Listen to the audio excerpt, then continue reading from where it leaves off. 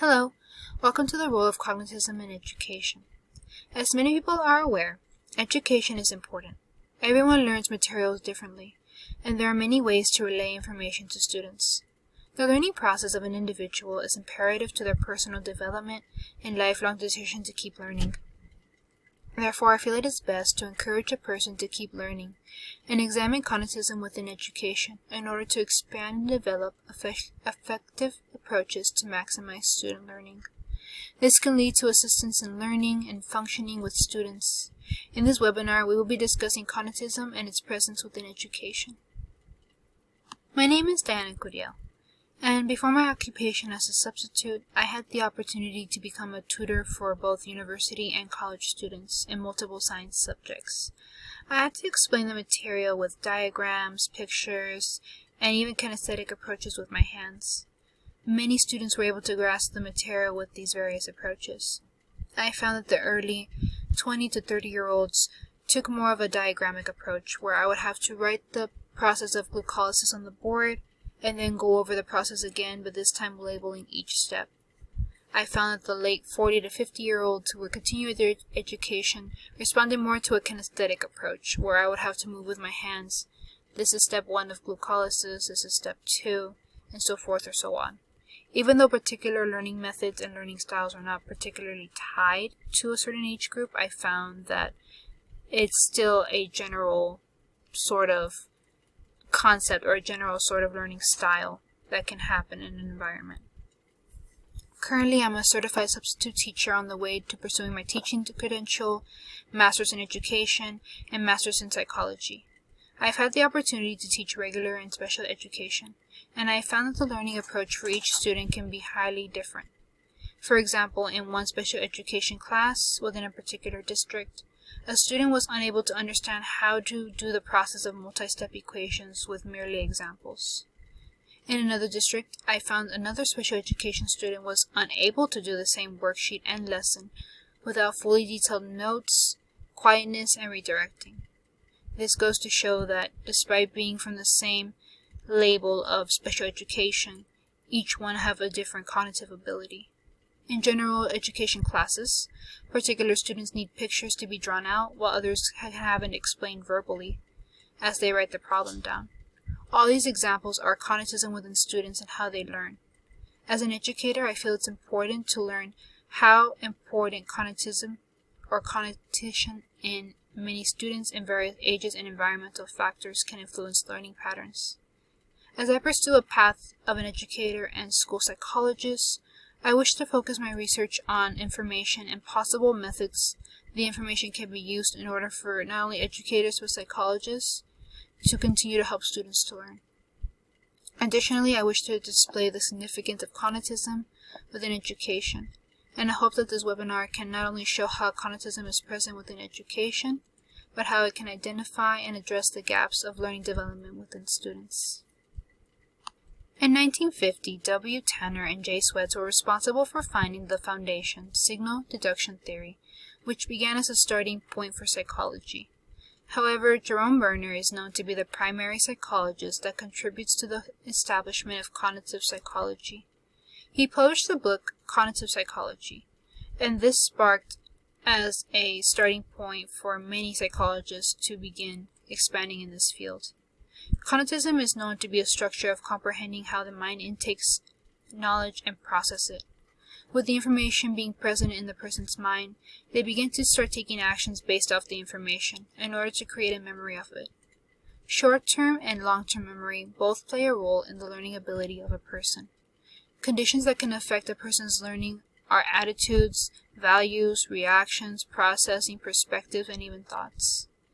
I have witnessed examples of cognitism in education such as puzzle, sorting games, flashcards, and by implementing these methods, previous knowledge is presented, and this creates the desire or the need to learn or the motivation to keep learning within these individuals. These tools are needed for cognitism. The mind is similar to a black box where learning needs need to be retrieved from a collection of stored information. When instructions can grab the attention of the students are going to work harder to try and interpret their interpretation in their own way. They're going to try and perceive these thoughts more readily. And these flashcards and games are going to help the students memorize how this information is going to be needed. And it's going to take this information and repeat it to them, so that way this information goes from their short to long-term memory. This in turn creates a solid foundation for more memories to occur. There are multiple psychologists who have made a significant impact on the field of cognitism. However, I wish to focus on Piaget, Bartlett, and Burroughs, for they're more important in cognitism and in the field of education. They truly made a not only theory that explains a lot of cognitism in education, but it is still something that is used today. Jean Piaget was a Swiss psychologist who was best known for his work on child development.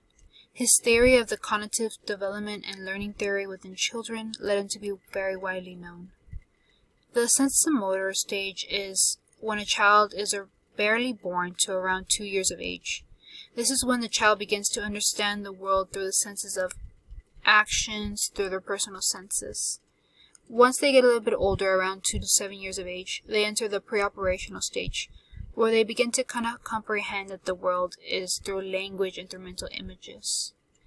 Once they reach 7 to 12 years of age, they hit a phase called the concrete operational stage.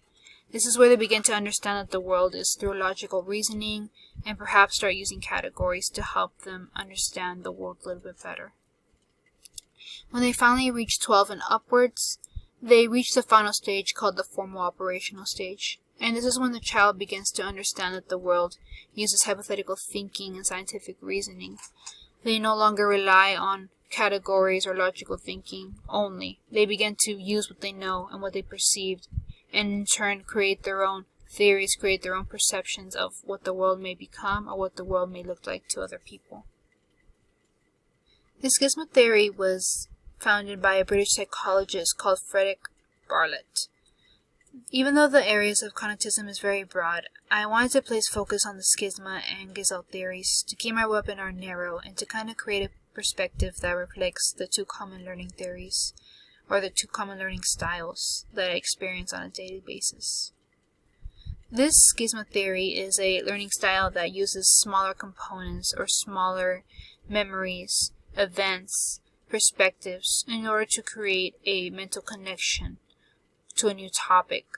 So this can be seen in the educational setting when a student says or shouts out, "Oh, is it like this?" or "Oh, would it look like that?" And this is them physically, or you can see that their mental processing is trying to relate not only what they've known or not only what they're thinking of, they're trying to use that as a smaller block to understand the concept or the topic being explained at hand. This is very different from the Gesell theory, which kind of looks more into detail. We'll talk about that in a minute. I feel that this is a very wonderful theory when it comes to the Gesell theory, because they both are opposites of each other. They both I don't want to say co-align, but they both have a certain opposite points to them, which can be seen in a child. Each child can either adopt a schisma theory or a Gesell theory. So the Gesell theory was founded by a German psychiatrist, psychologist, and psychotherapist. He made major contributions to the educational field, and his wife not only helped him create a new approach in this, but they called it the Gesell theory because it meant self-awareness, or to restore the self-awareness.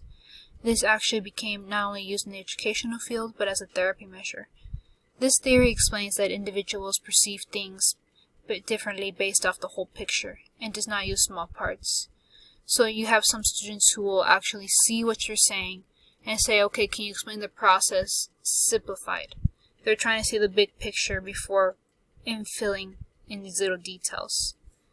And I feel focusing on this theory in education is really great, because since I'm still in school and I see my college years as an important part of forming who I am and processing my information, this can be seen as something that not only is affected in students my age, but in younger ages as well. In the K through 12 setting, I'm exposed to so many children with so many learning accommodations to be needed. It's very important to keep in mind that there's so many factors, economical, social, and even internal, that can impair a student's learning process. when a student perceives the theory or the topic and as a whole picture, it's able to explain in parts. I found that this is usually very helpful when a student is beginning to first grasp a concept. This is when they're trying to simplify it in order to dig deeper into what they may need to know. Cognitive strategies benefiting the goals in research. So in research, there have been multiple studies applying the cognitive science approach in order for a particular strategy to work with students. In one research article, I found psychologists would measure how the scientific approach can be used within teaching situations.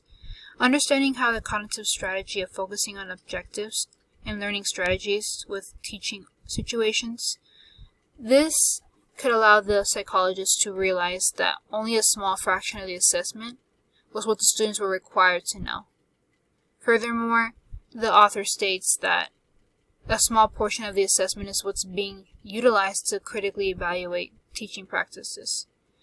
I like this area of learning where education can really be different and how education is usually graded from this criteria. It really puts a focus on, are these students learning what they need to know?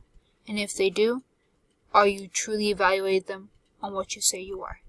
Because I feel this is an important of education that needs to be looked. Usually college students are only focused on the stress, but they don't like to see if they're meeting the criteria of the rubric. So, for example, to be a teacher, you would have to learn to help others, or you would have to learn to help others and work with others. And this social standard would apply to being a teacher. Yet only particular people would apply to be a teacher, so they can feel that they don't handle the position or aspects. Others who are social may choose to pursue a different profession because they don't want to find particular aspects such as grading papers or conversing with students as a part of their lives. It's a mental process to really see others fall in love with a career, and I feel that this strategy of a scientific approaching of this teacher program education in Sweden really shows how important education can be not only in the lives of K through 12, but as you get older as well. So for cognitism and the language acquisition of students, we have to keep in mind that everybody has a particular way in the way they perceive information. Language acquisition is a process where usually individuals perceive language and comprehend it. They're able to produce sentences and words in order to communicate, and this allows them to not only process behaviors, but it also allows them to process information and perceive it in their own way. This in turn kind of influences their learning processes, because no two learning processes are the same. So when you're given different factors in different environments, they are learning to not only be different by themselves, but they're learning how they're taking these differences and perceiving it to others. This is in turn strengthening their communication. Each theory is usually very helpful in teaching students how to receive this information so that they can later teach the material to others. With the Gestalt theory, usually a framework is provided in order to give the individuals more movement to conceptualize a theory in education. So this means that they're going to be able to meet people on an individual level. These students, not only when they know the material, they can teach others, but this is also going to help educators understand, oh, this is what my student is saying, this is how my student learns, this is where my student is mistaken. Let me fix that. Let me develop a better strategy to reach this person specifically and address the needs that this person has, not just as a class. And I feel cognitism in education is used on this individual's personal aspect, so this can create a personal difference outside of school. This is going to later in turn, this is later going to have them pursue a journey onto higher education, and this will overall result in social successes and possibly influence their performance in the work setting. There were many articles that stood out to me, such as basically the examination of both the Gestalts and the Schisma within the school setting. One article was when they studied how the Schisma approach was applied for algebra. They found that this was able to not only turn the tide of Mexican to Caucasian unevenness, but it also served as improvement for learning. However, in another article, the Gestalt psychological principle, they also learned that with this theory, students were able to understand literature better. They argued that the model was needed.